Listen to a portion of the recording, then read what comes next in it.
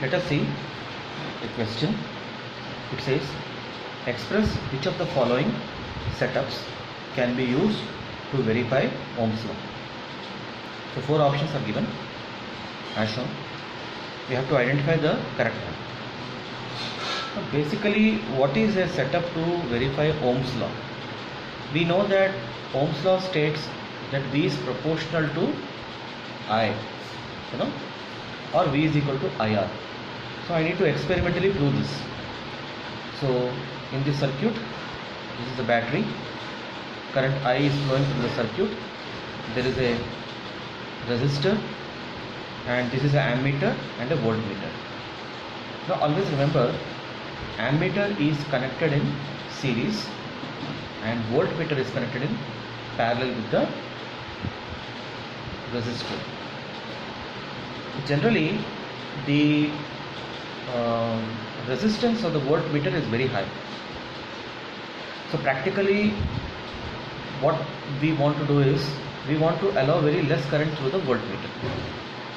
R value is very high, let us say some 1000, and very small current passes through it. For an ideal voltmeter, R is infinity, and similarly for an ammeter, the ideal resistance is 0. Okay, so ammeter is connected in series and voltmeter is connected in parallel. Voltmeter measures the voltage drop between the 2 points as shown in the figure. So some current is passing through the circuit. So very small current passes through this voltmeter. This resistance of the voltmeter is known, it's a high value, and very low current goes through. So you can get the voltage drop. Okay, so it will show that in the reading. So V can be measured. Now when current passes through this ammeter will give you a reading. So current also can be measured. The resistance value you already know. So you can verify the left hand side and the right hand side. Okay, voltmeter measured by voltage drop measured by the voltmeter, current by the ammeter, and resistance is already known. So this is the setup, normal setup to find out, to verify the Ohm's law. Okay, now we'll go with the options. What we are supposed to remember is that the ammeter must be in series with the setup, with the entire network, and voltmeter should be in the parallel. In this option, this symbol means rheostat. That means this resistance varies. You can adjust, you can vary the resistance. These are fixed values. Okay, now here you can see, now this is a network. So this voltmeter is connected in parallel. How do I know? This whole setup, the potential drop in these 2 points and these 2 points is same. Okay, so it is connected in parallel. And with this setup, if you want to check how the ammeter is connected, means you can forget that there is no voltmeter here. So this whole network is connected in series with the ammeter. Okay, you say that this is not there, then this whole network will have some value, and that is connected with the ammeter in series, similar to this.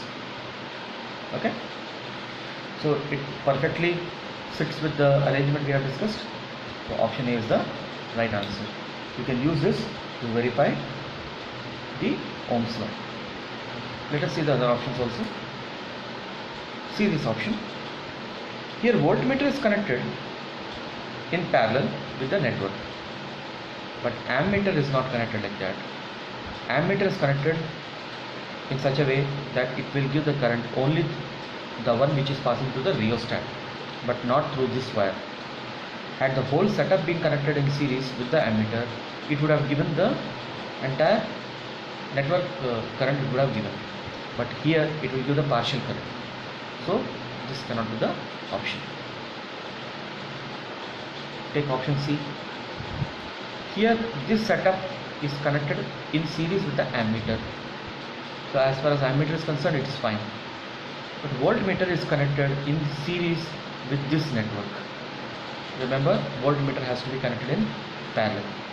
Basically what happens is voltmeter resistance is very high, so it doesn't allow much current to pass through it.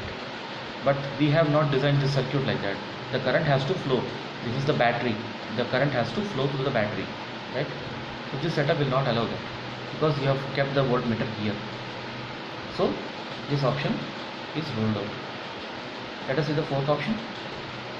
Here the voltmeter, you see here, this ammeter connection is not correct. The ammeter is not connected in such a way that the entire system, I think this is the rheostat, the ammeter is not connected entirely in series with the network. So it will give the current passing through this wire, but not through this wire. Okay. And here one more point is that this voltmeter is connected in series. What will happen? The voltage, this voltmeter will give me the potential drop between these 2 points. But do we want that? We want for the network. And if this resistance is too high, will it allow the passage of current? It fundamentally, defies the very purpose for which this network is built. A network carries current. We have not devised this network only for the current to pass in this loop. We want the current to pass through the entire network, and that is possible only if it is in a system which is shown as in the option A. Other options are not correct. Now here in questions we find this ideal voltmeter and ammeter. You should remember this. For the ideal voltmeter, R is infinity. There is nothing called ideal voltmeter or ideal ammeter in reality. But for some questions you should remember this value. Okay.